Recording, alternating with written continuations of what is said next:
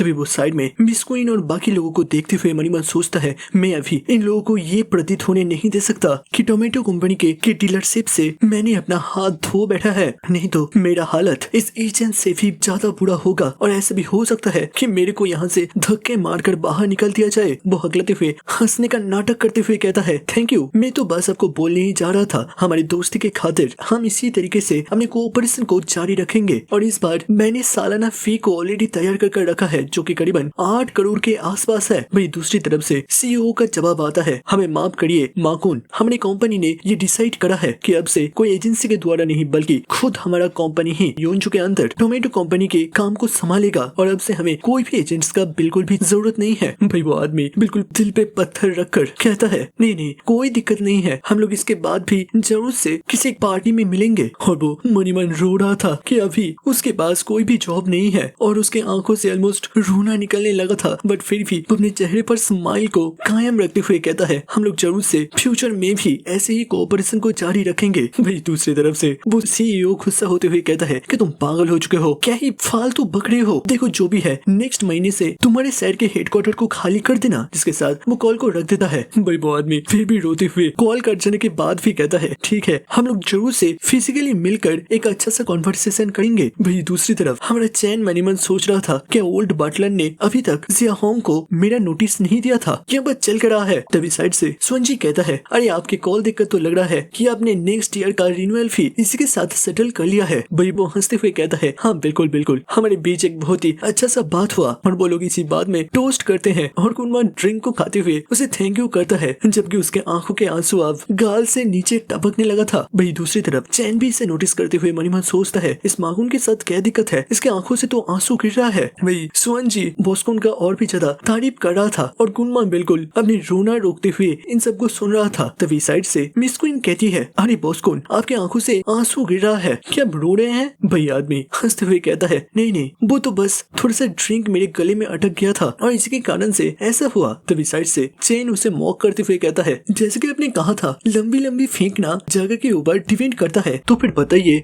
आप ये सब यहाँ पर करते हुए क्या समझाना चाहते हैं? यहाँ पर हर कोई समझ सकता है आपका ये हंसी, आपके ये बातें सब कुछ फेक है। आप क्यों सच नहीं कहते कि आपके एजेंसी को टोमेटो कंपनी से अब निकाल दिया गया है? भाई कुनमा गुस्सा होते हुए मन ही मन सोचता है, अरे इसने मेरा पूरा चाल ही बिगाड़ दिया। और वो चीखते हुए कहता है, तो इसमें क्या हुआ कि उन लोगों ने हमारी एजेंसी से अपना डील तोड़ दिया है। असली बात तो ये है कि अब से टोमेटो कंपनी खुद ही सारी डिलीवरी के काम को अपने हिसाब से करेंगे बिना किसी एजेंसी की मदद लेते हुए। ऐसा नहीं है कि तुम्हारी बातों से यहाँ पर कुछ भी हुआ है। भाई चैन थोड़ा सा चाय की चुस्की लेते हुए हंसते हुए कहता है, देखो अगर तुम ऐसा नहीं सोचते तो इससे भी कोई मेरे को फर्क नहीं पड़ता, इससे मेरे दुश्मनों की लिस्ट में एक नंबर जुड़ने से बच जाएगा। वो आदमी चिढ़ते हुए कहता है, तुम बस एक डिलीवरी बॉय हो, बट तुम अपने आप को कुछ ज्यादा ही महान सोच रहे हो। भाई पीछे से कुछ लोग आपस में फिसफिसा बात करते हैं। सच में कुनमा के एजेंसी को अब बाहर निकल दिया गया है कि इसमें सही में ये चैन का कोई हाथ हो सकता है, बट वो तो बस एक छोटा सा घर जमाई था। भाई दूसरी साइड पर मिस क्वीन मनीमन सोच रही थी, अगर क्या हो कि ये सब कुछ सच निकले और हम लोग उसको इतना ज्यादा ह्यूमिलेट कर रहे हैं, इसका वो बदला लेने के बारे में सोचे। तभी साइड से जिया का मॉम चीखते हुए कहती है, सारे लोगों को इतना ज्यादा नर्वस होने की जरूरत नहीं है, बॉस माकुन के साथ जो हुआ है वो पूरी तरीके से एक इत्तेफाक है, इसके साथ हमारे घर जमाई का कोई भी रिश्ता नहीं है। हम लोगों ने शादी से पहले उसके पूरे बैकग्राउंड को अच्छी तरीके से तलाशा था। उसका दादाजी बस एक छोटा सा फार्मर है, जिसके कारण से ये पूरी तरीके से इम्पॉसिबल है कि कैपिटल के टोमेटो कंपनी के सीईओ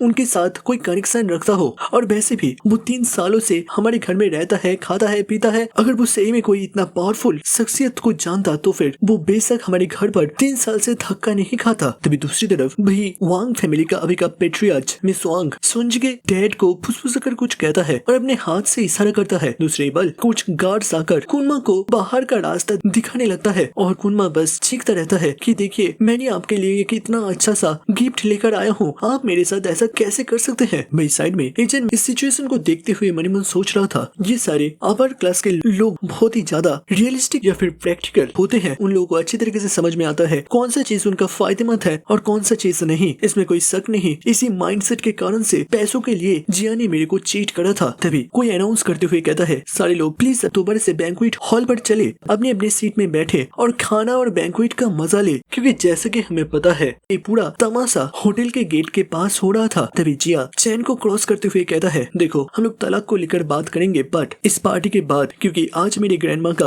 80 साल का बर्थडे है और इस अवसर को हम लोग ऐसे नष्ट नहीं कर सकते। चेन भी मान जाता है और आते हुए बैंक्वेट हॉल में एक डिनर के टेबल पर बैठता है और जब वो सामने खाने को लेने के लिए अपने चम्मच को बढ़ा रहा था तभी किसी दूसरे के साथ उसका चम्मच टकराता है। सामने एक लड़की थी जो कि ये देखते हुए काफी ज्यादा गुस्सा होकर कहती है, मेरा चम्मच इस नाकर से टकराया है, अब तो मेरे चम्मच को दोबारा से क्लीन करना पड़ेगा। तभी चेन खाने को देखता है, वहाँ पर असल में पपीता का इस्तेमाल करते हुए कोई खाना बनाया गया था जो कि लड़कियों के सीना बड़ा करने में मदद करता है और वो घूमते हुए कहता है, तुम और कितना ज्यादा पपीता खाओगे, मुझे नहीं लगता तुम्हें और इसका जरूरत है। वही लड़की काफी ज्यादा गुस्सा होते हुए कहती है, ये चैन तुम क्या कहना चाहते हो, किस लिए मुझे और पपीता खाने का जरूरत नहीं है। भाई चैन घूमते हुए कहता है, नहीं नहीं मैंने गलती से कह दिया था, प्लीज ऐसा सोचो कि मैंने कभी ये बात कहा ही नहीं था। भाई लड़की को गुस्सा आ रहा था कि बस एक घर जमाई होने के बावजूद उसने लड़की को एक पल के लिए भी अच्छी तरीके से नहीं देखा, जो कि बिल्कुल उसके खूबसूरती के ऊपर तमाचा है। और फिर वो मिस वांग के पास जाते हुए कहती है, ग्रैंडमा आप इस लड़के को यहाँ पर क्यों आने दिए हैं, देखिए वो इतना ज्यादा बेकार किस्म का है जिसने की आपके जन्मदिन के लिए एक गिफ्ट तक भी नहीं लेकर आया,